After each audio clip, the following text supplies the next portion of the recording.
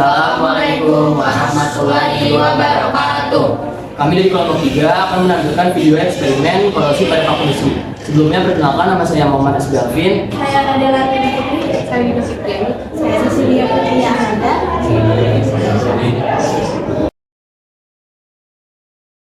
Hipotesa atau dasar teori. 1. Korosi. Korosi adalah kerusakan atau degradasi logam akibat reaksi redoks antara suatu logam dengan berbagai zat di lingkungannya yang menghasilkan senyawa-senyawa yang tidak dikehendaki. Dalam bahasa sehari-hari, korosi disebut prakaratan. Pada peristiwa korosi, logam mengalami oksidasi, sedangkan oksigen atau udara mengalami reduksi. Karat logam umumnya adalah berupa oksida atau karbonat. Rumus kimia karat besi adalah Fe2O3NH2O, suatu zat padat yang berwarna coklat merah. Korosi merupakan proses elektrokimia. Pada korosi besi, bagian tertentu dari besi itu berlaku sebagai anode, di mana besi mengalami oksidasi. Elektron yang dibebaskan di anode mengalir ke bagian lain dari besi itu yang bertindak sebagai katode, di mana oksigen tereduksi. Ion besi 2 yang terbentuk pada anode selanjutnya teroksidasi membentuk ion besi 3 yang kemudian membentuk senyawa oksida terhidrasi, yaitu karat besi. Mengenai bagian mana dari besi itu yang bertindak sebagai anode dan bagian mana yang bertindak sebagai katode bergantung pada berbagai faktor, misalnya zat pengotor atau perbedaan rapatan logam itu. 2. Besi. Besi adalah logam yang berasal dari biji besi, tambang yang banyak digunakan untuk kehidupan manusia sehari-hari, dari yang bermanfaat sampai dengan yang merusakkan. Dalam tabel periodik, besi mempunyai simbol Fe dan nomor atom 26. Besi juga mempunyai nilai ekonomi sangat tinggi. Besi adalah logam yang paling banyak dan paling beragam penggunaannya. Hal ini karena beberapa hal, diantaranya yang pertama, kelimpahan besi di kulit bumi cukup besar. Yang kedua, pengolahannya relatif mudah dan murah. Yang ketiga, besi mempunyai sifat-sifat yang menguntungkan dan mudah dimodifikasi. Salah satu kelemahan besi adalah mudah mengalami korosi. Korosi menimbulkan banyak kerugian karena mengurangi umur pakai berbagai barang atau bangunan yang menggunakan besi atau baja. Sebenarnya, korosi dapat dicegah dengan mengubah besi menjadi baja tahan karat atau stainless steel. Akan tetapi, proses ini terlalu mahal untuk kebanyakan penggunaan besi. Korosi besi memerlukan oksigen dan air. Berbagai jenis logam contohnya zinc dan magnesium dapat melindungi besi dari korosi. Alat yang kita butuhkan untuk melakukan eksperimen korosi pada paku besi yaitu 7 cup gelas plastik, 7 buah plastik setengah kilo, 2 buah sendok makan, dan karet gelang 7 buah. Bahan yang digunakan untuk membuat eksperimen korosi pada paku besi. Di antaranya ada air mentah, minyak goreng, cuka, air matang, larutan deterjen, dan air garam, serta ada paku besi. Langkah kerja untuk membuat eksperimen korosi pada paku besi, pertama-tama siapkan larutan yang digunakan, yaitu air mentah, minyak, cuka, air matang, larutan deterjen, dan air garam serta udara.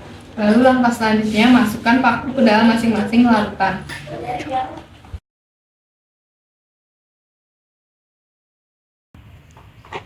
Selanjutnya, tutup wadah menggunakan plastik setengah kilo.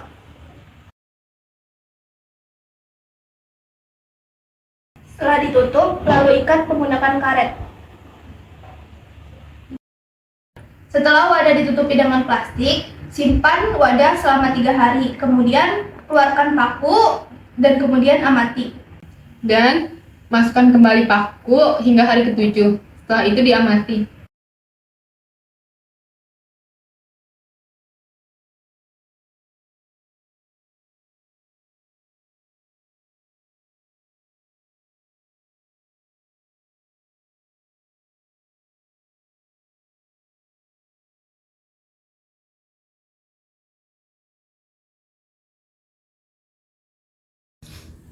Hari ini adalah hari ketiga percobaan korosi pada paku. Di sini saya akan membuka satu persatu wadah yang telah berisikan paku. Wadah pertama yang saya buka adalah wadah yang berisikan minyak. Di sini saya akan mengambil paku di dalam minyak ini.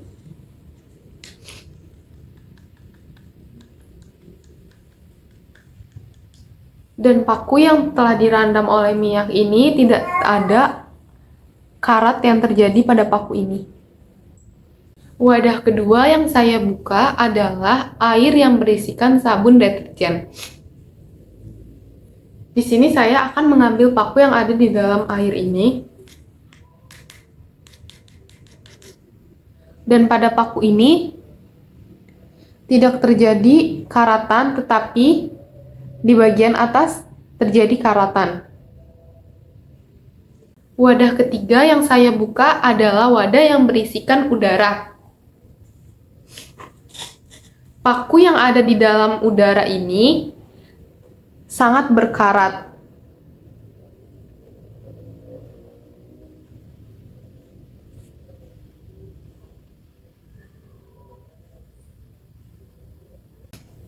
Wadah keempat yang saya buka adalah wadah yang berisikan air mentah.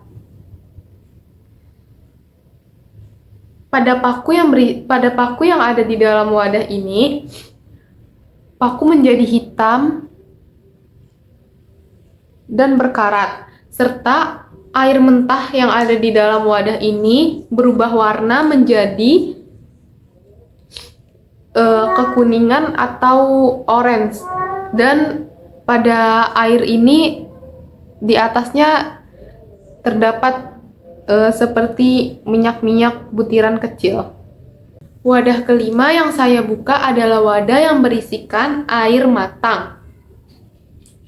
Pada wadah ini, paku yang ada di dalamnya terjadi karat.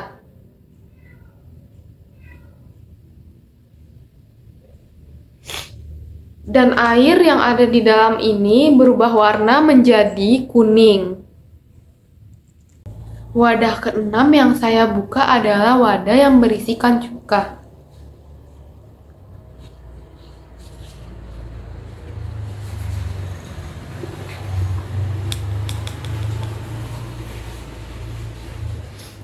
Paku yang ada pada dalam cuka tidak berkarat. Tetapi cuka di dalamnya terdapat butiran-butiran kecil berwarna kecoklatan. Wadah terakhir yang saya buka adalah wadah yang berisikan air garam. Paku yang ada pada dalam air garam ini tidak berkarat, tetapi paku ini menghitam. Lalu air garam yang ada pada dalam wadah ini berubah warna seperti krem, dan di bawahnya terdapat butiran-butiran kecil seperti ini yang berwarna seperti coklat atau oranye. Sekian hasil dari percobaan korosi pada besi pada hari ketiga ini.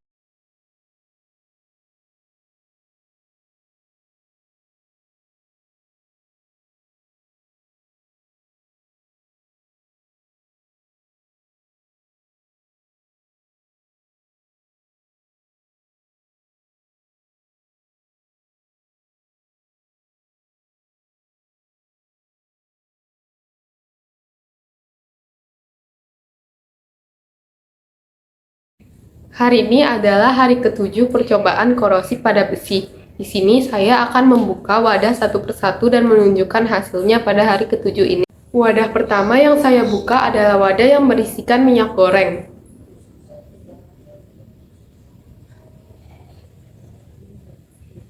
Kondisi paku pada minyak goreng ini tidak terjadi berkarat. Wadah kedua yang saya buka adalah wadah yang berisikan air sabun. Pada paku yang ada di dalam air sabun tidak terjadi berkarat, tetapi pada atasnya terjadi karatan. Dan kondisi air ini di bawahnya ada banyak bulat-bulatan biru seperti ini. Wadah ketiga yang saya buka adalah wadah yang berisikan udara. Pada wadah ini, paku di dalamnya menjadi sangat berkarat. Wadah keempat yang saya buka adalah wadah yang berisikan air mentah. Pada wadah ini, paku di dalamnya berubah menjadi hitam dan berkarat sedikit dan berkarat sebagian. Lalu air yang ada pada air mentah ini berubah warna menjadi kuning kecoklatan serta bawahnya terdapat banyak kotoran seperti ini. Wadah kelima yang saya buka adalah wadah yang berisikan cuka. Paku yang ada pada dalam cuka tidak mengalami perubahan, tetapi pada atas paku terjadi karatan sedikit. Dan di dalam cuka, di bawahnya terdapat kotoran seperti ini. Wadah keenam yang saya buka adalah wadah yang berisikan air matang. Pada paku yang ada di dalam air matang ini, sebagian berkarat, namun tidak menyeluruh. Dan air yang ada pada dalam wadah ini menjadi berubah warna menjadi kuning atau keorenan. Dan di bawahnya terdapat kotoran seperti ini. Wadah terakhir yang saya buka adalah wadah yang berisikan air garam. Pada paku yang ada pada dalam air garam ini berubah menjadi sangat hitam.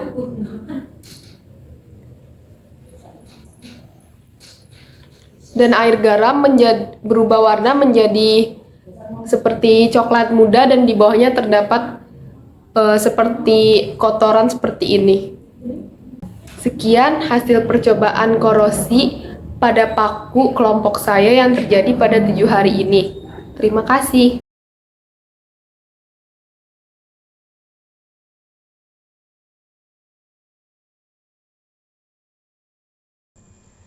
Untuk pertanyaan pertama, yaitu berdasarkan data hasil pengamatan hari ketiga, jelaskan. A. Paku besi yang paling cepat berkarat adalah pada gelas. Jawabannya, paku besi yang paling cepat berkarat pada hari ketiga yaitu paku yang berada pada gelas air matang. Pada paku yang berada pada gelas air matang, tidak hanya sangat berkarat, tetapi juga mengalami perubahan warna larutan, yang semula warna larutannya bening menjadi agak kecoklatan. Yang B, paku besi yang paling lambat berkarat adalah pada gelas. Jawabannya, paku besi yang lambat berkarat adalah pada gelas udara dan gelas air mentah. Pada paku yang berada di gelas air mentah juga mengalami perubahan warna paku menjadi hitam dan juga mengalami perubahan warna larutan yang semula bening menjadi agak kecoklatan. Yang C, paku besi yang tidak berkarat adalah pada gelas. Jawabannya, paku besi yang tidak berkarat ada pada gelas yang berisikan air sabun deterjen, minyak goreng, cuka, serta garam. Tetapi pada gelas air garam, paku besi berubah menjadi warna hitam dan di dalam gelas air garam terdapat gelembung-gelembung. Untuk pertanyaan kedua, berdasarkan data hasil pengamatan hari ke-7, jelaskan. A. Paku besi yang paling banyak berkarat adalah pada gelas. Jawabannya, paku besi yang paling banyak berkarat pada hari ke-7 yaitu paku yang berada pada gelas air matang dan udara. Sama halnya seperti hari ketiga, paku yang berada pada gelas air matang tidak hanya sangat berkarat, tetapi juga mengalami perubahan warna larutan, yang semula warna larutannya bening menjadi agak kecoklatan. B. Paku besi yang sedikit karat adalah pada gelas. Jawabannya, paku besi yang paling sedikit berkarat adalah pada gelas air mentah. Sama halnya seperti hari ketiga, paku yang berada pada gelas air mentah juga mengalami perubahan warna paku menjadi hitam dan juga mengalami perubahan warna larutan yang semula bening menjadi agak kecoklatan. C. paku besi yang tidak berkarat adalah pada gelas. Sama halnya seperti hari ketiga, paku besi yang tidak berkarat ada pada gelas yang berisikan air sabun deterjen, minyak goreng, cuka, serta garam. Tetapi pada gelas air garam, paku berubah menjadi warna hitam. Dan di dalam gelas air garam terdapat gelembung-gelembung gas. Korosi adalah peristiwa perusakan oleh zat lain secara kimia, misalkan pengkaratan pada besi. Korosi juga merupakan reaksi logam menjadi ion pada permukaan logam yang kontak langsung dengan lingkungan berair dan oksigen. Paku besi yang mengalami korosi adalah paku yang dimasukkan pada gelas udara, gelas air matang, dan gelas air mentah. Sedangkan paku besi yang tidak mengalami korosi adalah paku yang dimasukkan pada gelas minyak, gelas cuka, gelas air sabun deterjen. Sementara itu, paku besi yang tidak mengalami korosi tetapi mengalami perubahan warna pada pakunya menjadi hitam adalah paku yang dimasukkan pada gelas air garam. Dari hasil eksperimen ini dapat kami simpulkan bahwa paku yang tidak mengalami korosi terjadi pada paku yang berada pada gelas air sabun deterjen, gelas minyak goreng, dan gelas cuka. Hal ini bisa terjadi karena faktor yang mempengaruhi korosi adalah oksigen, air, dan kelembapan udara serta zat elektrolitnya. Agar tidak terjadinya korosi pada besi, jangan sampai besi terkontaminasi dengan air atau larutan yang dapat menyebabkan oksidasi sehingga besi dapat berkarat. Jika kita menghindarkan besi dari air, maka besi tidak dapat bereaksi dengan oksigen yang dapat membuatnya menjadi berkarat. Berdasarkan hasil tersebut, dapat diketahui bahwa untuk melindungi bahan besi dari korosi dapat dilakukan dengan cara pelapisan besi dengan bahan yang tidak mengalami pengkorosian atau bahan yang tidak bereaksi dengan oksigen, sehingga besi dalam keadaan bebas oksigen dan tidak mengalami korosi. Untuk sarannya, setiap melakukan praktikum diharapkan dapat memperhatikan prosedur kerja serta memperhatikan keselamatan kerja. Selain itu, diusahakan untuk memperbanyak referensi guna untuk memudahkan kita dalam melakukan praktikum maupun dalam penyusunan laporan praktikum.